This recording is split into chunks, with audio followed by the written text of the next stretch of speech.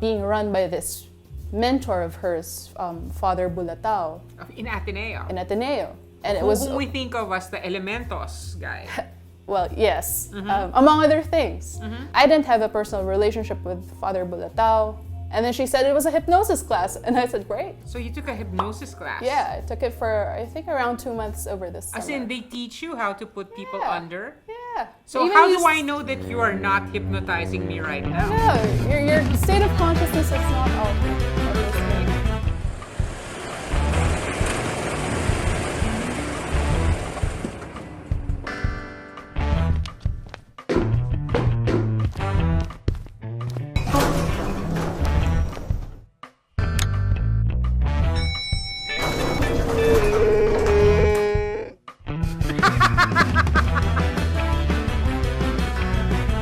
The world has gone bonkers.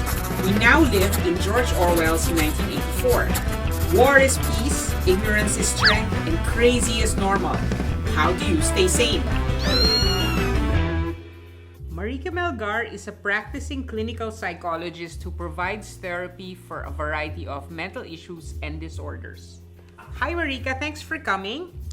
I know that a lot of people would like to experience going to therapy, but they have these fears, as in, about how the whole experience will be. Could you walk us through what a consultation is like? As in, is there a couch? Actually, if you look at your space here, it kind of reminds me of my clinic. I sit over here, client sits over here, I have a nice white couch, I have plants, I have a rug.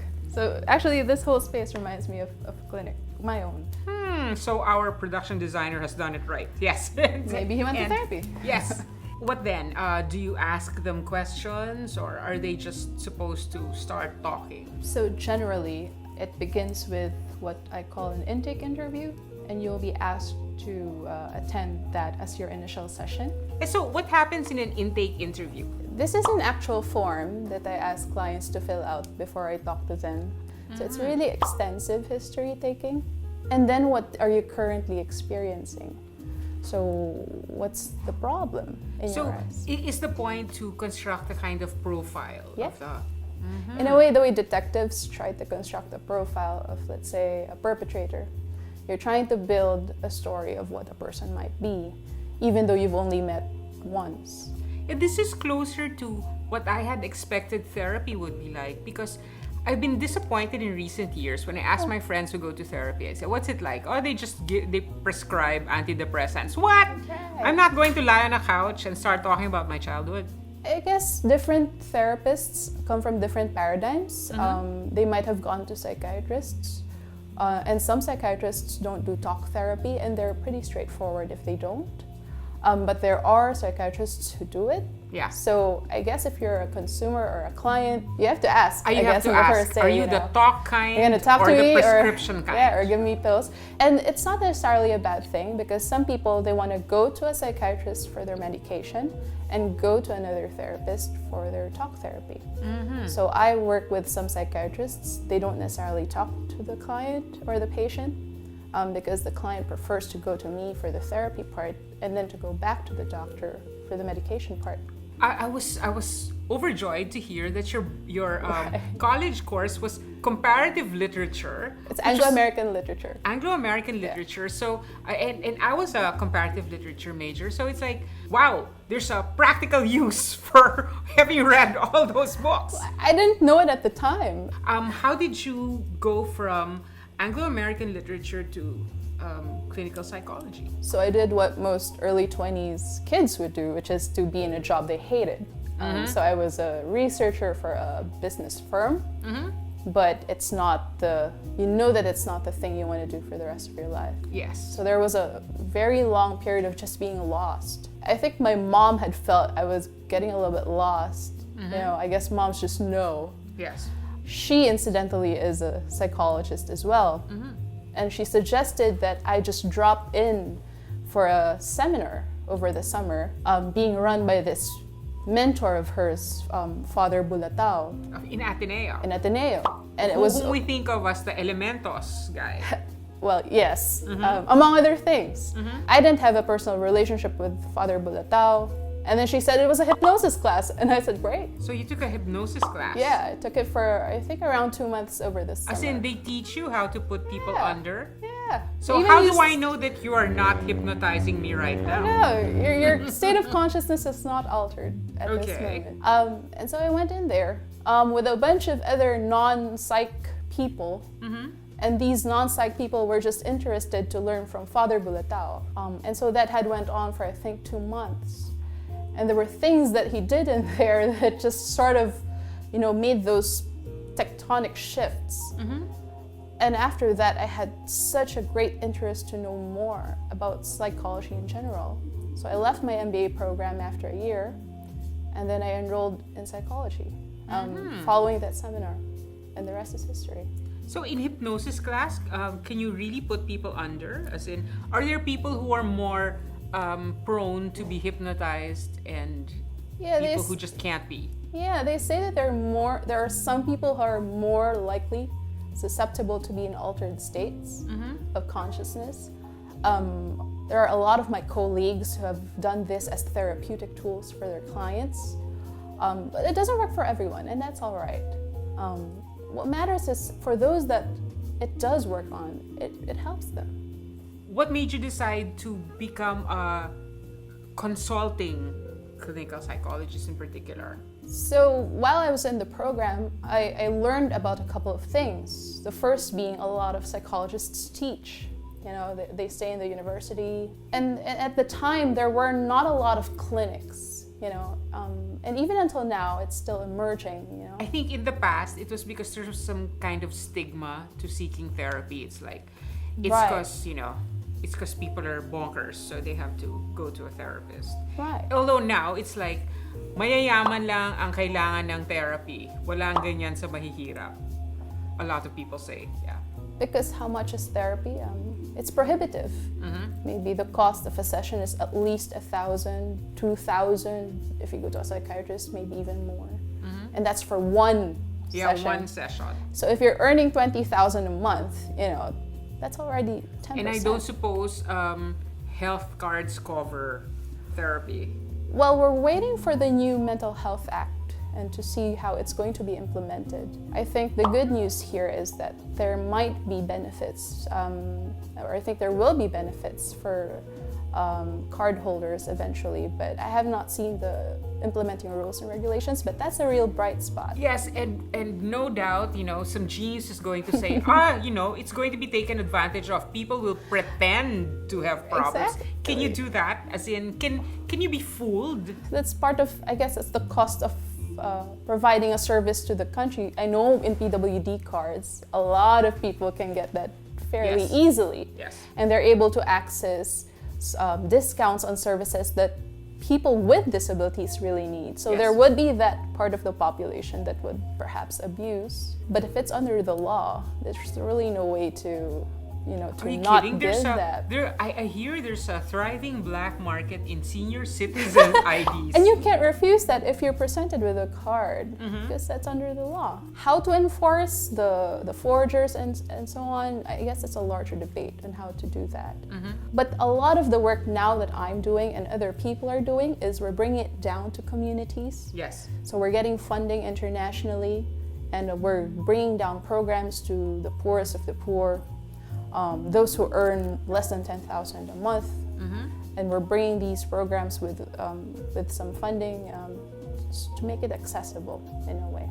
So it's a slow start, but at least it's a start. Just from personal observation, I find that the rates there seems to be more depressed people these days. As in, that's just from personal observation. And then when I Googled a bit, I found out that it's like epidemic proportions. Is it just because we're more aware of it that that we register these things happening, or has this always been the case and then we finally learn to pay attention? Well, depression afflicts a huge portion of the population, that's for sure.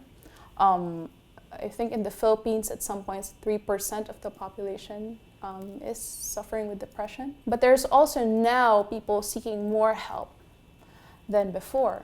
Right. So perhaps before, if you had depression, you would go to your church, you'd go to your family, or you would go keep to it to your friends, yourself or keep it because to you would yourself. keep Yeah. it as you would see it as a sign of weakness Right. that you don't want to admit to. Right. So even until now, some people cannot admit, let's say, that they need help if they're dealing with a mental health issue. Although I'm seeing more from a younger generation in the wake of social media, Right. technology, normalizing mental health or mental illness is going in that direction, that it's okay not to hide.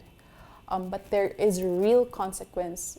It's not as easy to say, oh, let's just destigmatize. Because if you've ever been in a situation wherein you tried to tell somebody you're dealing with something and they simply didn't understand, it becomes, at that personal level, very relatable. That stigma is real. Wait, I forgot to offer you a drink. Can we get you something to drink? Water Okay. for me. Thank you. Please, Gamba. Gamba with 6 apps, so thank you. Yes.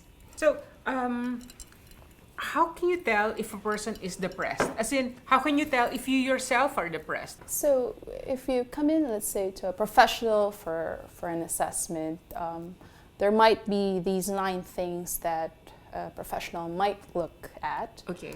I call it MSIGA-CAPS. Well, I learned this from listening to other mental health professionals. So the first is mood. Are you persistently feeling sad and upset? Okay. And there's normally a period of time wherein a professional might look into that. Letter S is sleep.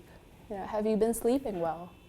Or have you been waking up at 3 a.m., 4 a.m. for a couple of weeks now and not being able to have So healthy lack of sleep. Is too much sleep also a problem? I've had clients who've had too much sleep and they're awake at odd hours in the morning, and then maybe they're just awake for 4 hours and then they have to Okay, go good. back to sleep again. My excessive sleep patterns are not a problem. It's just that I'm turning into my cats. Okay. And then what's I?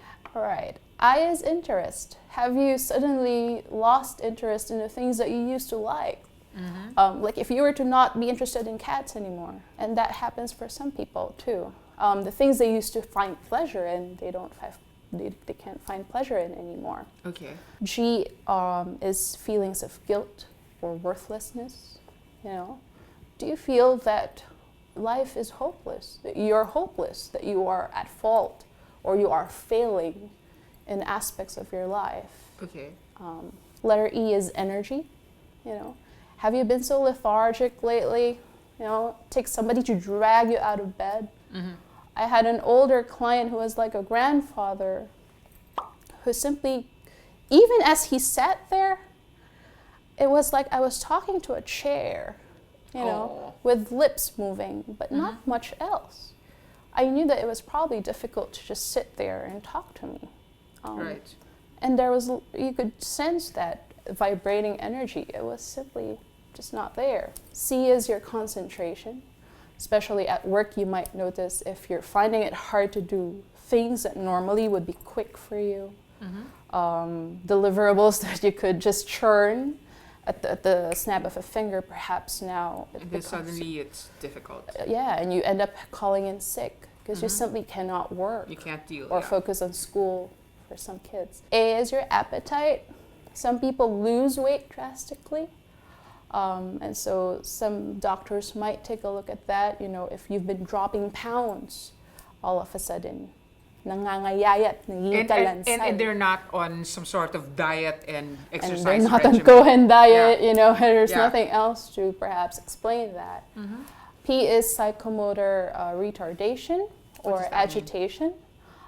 This is how your body would probably tend to move somewhere, they're physically unable to move, let's say, from the bed. Or they get, less frequently, they get more agitated. And S is suicidality. Have you been thinking in the past weeks of ending your life, of ending it all, of hurting yourself? And so we look at how high of a risk are you for that. And normally I work with a psychiatrist if I sense that that is pretty high, because that also tells me that perhaps this client will benefit from medication aside from So yeah, that would be therapy. the urgent case where we had better medicate this person to prevent it from getting worse. So just from your mnemonic device, it tells me that we all know someone who is depressed.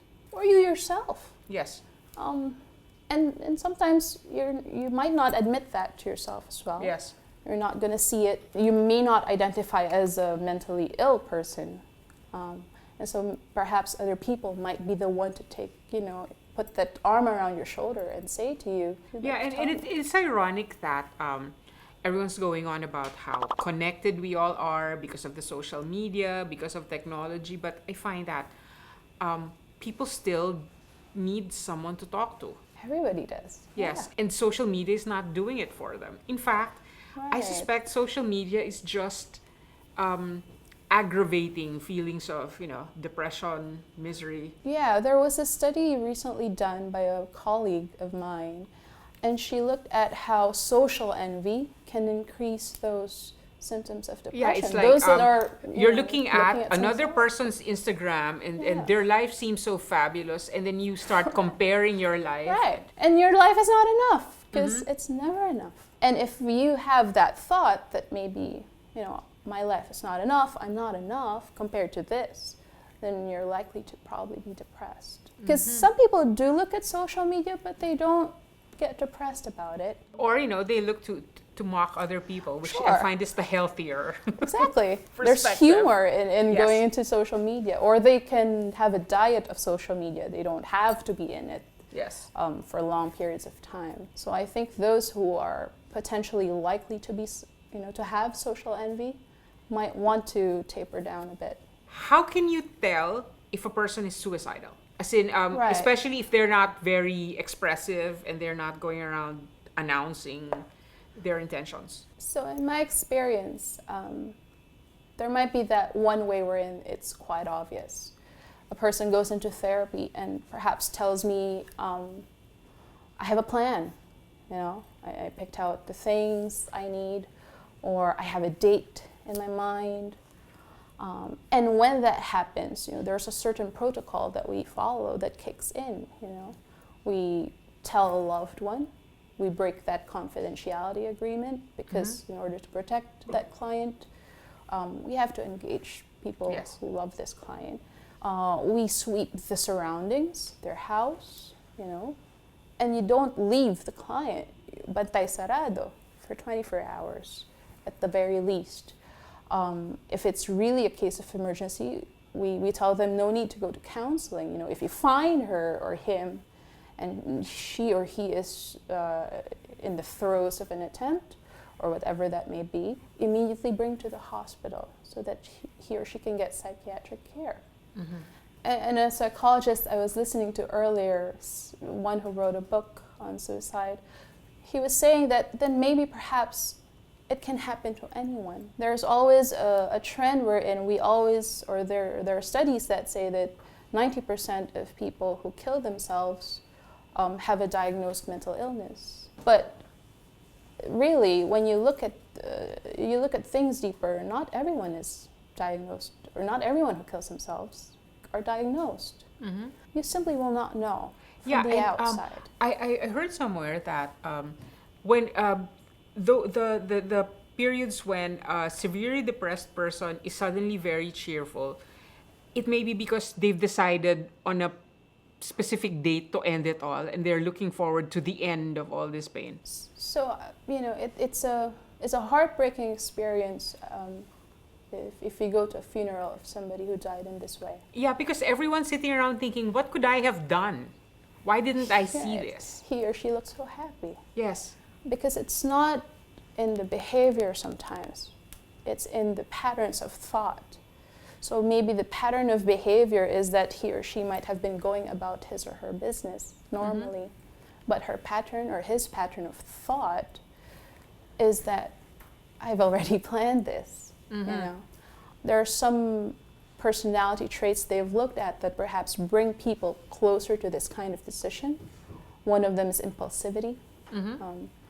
People who tend to be more impulsive, less rational in their actions. Another is aggression or aggressive behavior. And the other one is perfectionism. People who cannot accept that we Mistakes, will have flaws. Yeah. shortcomings because we're human. But of course, in the end, you know, there are more questions perhaps than answers. And so there has to be a way as well to communicate these things when they happen.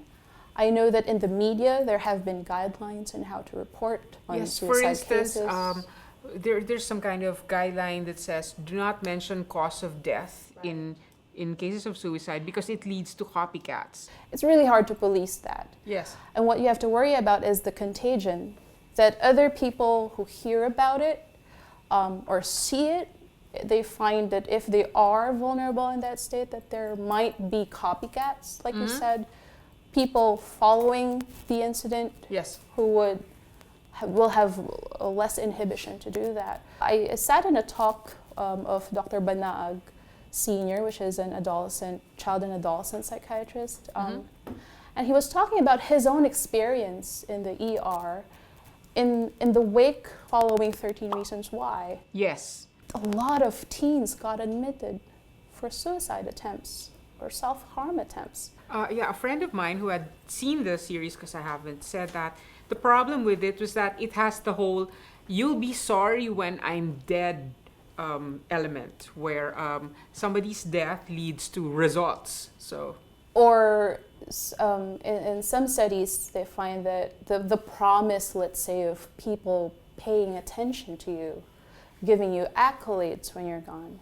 If you're that vulnerable, it'll happen when I leave. You know, I'll finally get the care, the affection, the love that they didn't perhaps show me. You know? And if you're that vulnerable, you might believe that can happen to you after you die. And so I think there are a lot of parent advocates, media advocates, and mental health advocates who have now released certain guidelines for watching any show that has potential impact in this way. You know, how to not be sensationalist about headlines, for instance. right. Or giving access more to information for those seeking help. Although, as with everything, a balance has to be found in this because some of those trigger warnings are really ridiculous. As in, they're assuming that we are all fragile people who would fall apart at the slightest problem. So, you know, responsible citizenship is upon all of us. It's not just the showmakers, it's also parents who have kids, it's friends who care for friends. Avoidance is key sometimes. You know, if you know it's a show about, let's say, suicide or trauma, and you're going through that thing yourself, it's probably best not to get into that content. And there are some shows, I think, that treat mental health in a good way, in a balanced way. So a lot of people are also not inclined to take seriously when someone talks about being suicidal because it could also be a call for attention. Right. As in, you know, if you don't give me what I want, I'm going to kill myself and stuff like that. So how do you distinguish between was this mentioning suicide as a ploy for attention and, you know, a real problem? This is tricky sometimes. Yes. My rule of thumb is to proceed with caution in any case. If it's a child, sometimes you might hear them say, "Oh, yes. And if they're young children, sometimes that they can mimic things they see on TV. And the real issue there might be is to teach the child how to express how he or she feels. He has or she has not yet all the words that one normally uses as an adult. So you might need to teach your child how to really tell you what he or she is feeling. But if you're not sure, and most of the time we're not sure whether that's a friend, that's your kid. Yes. For me, the prudent thing is to seek help, professional help, so that your child, spouse, friend can be seen by a mental health professional. On my side of the coin, we look at whether there is suicidal ideation, which is just a thought of killing oneself, but not necessarily going full blast or going to that end. So these are just thoughts. They would come and go, perhaps with some frequency. And we've had that perhaps at some point in our lives. You know, parang ayoko na, gusto ko na mamatay. And then if you're a therapist, you will have to now go deeper. You know, is there anything more to that? Are there self-harm behaviors that the person is doing? This is cutting. Which I've always found that, why would you want to do that? A professor that I recall always told me that there's psychological pain that needs to be expressed. But the person may not have the best way to do that. Either he or she does not know how to cope with the distress, or perhaps in his or her environment, it's very hard to do that. In some cases, it is a cry for help, meaning I want to be able to do this in another way, but I don't know how. And then there are those that may have had attempts in the past, the intention to end one's life, whether or not they actually had gone through with that, or whether or not they die from that. And so you have to check if there had been attempts as well in the past. So it's a complex way of investigating, but I wouldn't necessarily minimize that, because there is a function to that. Maybe for kids, you have to check, you know, naglalaro lang ba to? Yeah, you have to take these things seriously. Right, and it's a case-to-case basis, because maybe before it was just it's all not play. some one-size-fits-all treatment. Yeah, it's a boy cried wolf situation, but they're human. So maybe before they were just, you know, looking like they're being dramatic, but then you'll never know when that time might be. And so we take all those times with some caution and some prudence, and we really try to listen. What I find about mental health advocacy, and I'm really happy that it's being in now, you know, people are less afraid to be advocates. But there's a lot of advocacy about talking, you know, talk to somebody. But I think there also needs to be an advocacy about listening. Listening is hard. It's hard to empathize, for instance, to put yourself in the shoes of another kid. Yeah, to listen to someone without immediately judging them and saying it. Yeah. Nagdadama ka lang. Yes. Ako na naman. Yeah, or mag-shopping na lang tayo. Right, or let's just go out to the bar. Yes. You know, or cigarettes, or whatever. And so listening is a skill, I think, that also people can advocate for. And it doesn't have to be that the person actually says anything. Silence, you know, listening to the silence is also listening. You're listening that it's hard, and you may not solve it for this person, but you can be there as a way to support yung pakikiramdam sa Filipino. You're one of the authors of Beyond DSM, Casebook in Abnormal Psychology and Mental Health. I co-edited this with 3 other editors. That would be Dr. Melgar, Cherry Lo, and Anne Marita Pasio. And so these were written by graduate students and other professionals. They're basically case studies. Yes, they're actual people across the Philippines. They take a closer look about the person who has the mental illness rather than just the mental illness itself. What is it like for a person who has bipolar disorder? What was it like to care for a mother who loses her memory? You know, so we're looking at the experience of what it's like to deal with what most people would diagnose as a mental illness. And what we find is that it humanizes these illnesses.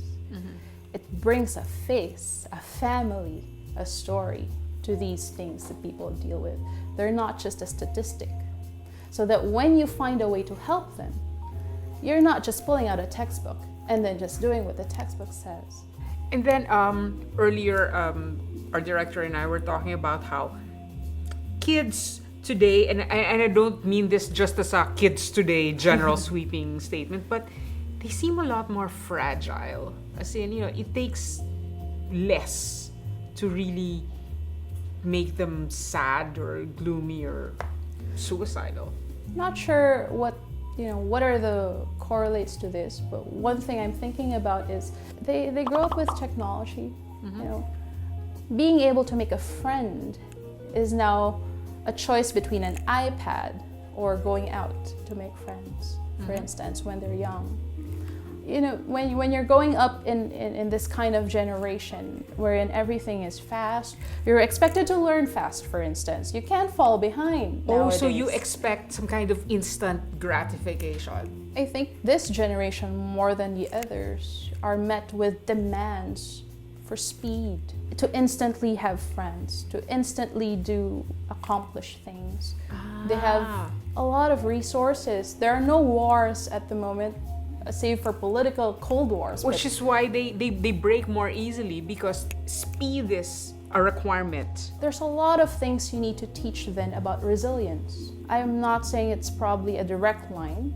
You know, how do I teach him that, you know, even with YouTube and Wikipedia and all these resources, you're still gonna fail? Yeah, and you mentioned grit. As in, how do parents teach that quality in an age where everyone judges their parenting skills and says, oh, that's child abuse? Pressure when on you parents. deny your children anything because, you know, that's supposed to teach them, to help them build character, others would say, you are depriving your children. That's a kind of abuse. Now parenting has become less harsh, I would say. There is now more awareness about how to positively parent kids. Yes. I'm working on programs right now on that, along those lines, wherein we teach parents how to raise kids by teaching them how to spend more quality time, for instance. Teach your kids how to express feelings. Right. Teach your kids, praise them. Yes, because it's just occurred to me that it's not a skill that's picked up in school. No. So the only thing you know is how you were brought up. Exactly. And if your parents were Yes. horrible parents, basically that's what you're going to be to your own children. And I hear that a lot. And you can't fault them because that's how their parents perhaps, Exactly. you know, made them learn resilience and grit. Yeah, so last question. Here's another term we hear a lot online. Self-care. What is that? What is self-care? I like to think of self-care as a way to love yourself, you know, to have that compassion for yourself.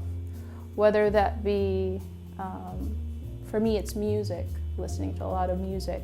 For others, it's running. For others, it's emotional self-care, you know, saying no, for instance, knowing your own boundaries. That's also a way of feeling compassion for yourself. And sometimes I find that part is missing. Right. And a lot of people, they can take care of everyone, especially Filipinos. Yes. We love taking care of everyone, families, friends. And even if we don't love it, we are required to. Or that there is that high demand, you know, to be part of a community. Sometimes self-care is put in a bad light, you know, it's entitlement, it's being selfish. Yeah, it's selfishness. You're yes. spoiling yourself. But it's actually a way to maintain balance. Energy in, energy out. In mindfulness therapies, we take a look at how people have nourishing activities, for instance, and how many depleting activities they have in a day.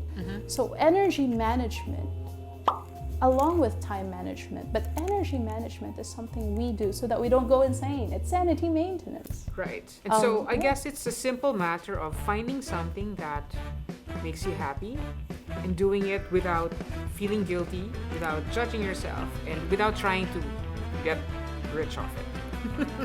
Some people get rich out of their self-care, but at the end, internally, you have to feel rich. Yes. You have to feel that something went back to you, even as you give parts of yourself to all of these things that you do. So thank you. It's been a very enlightening discussion. Well, thank you And for we having will me. have a part 2 sometime. Thank you very much. You're very much welcome.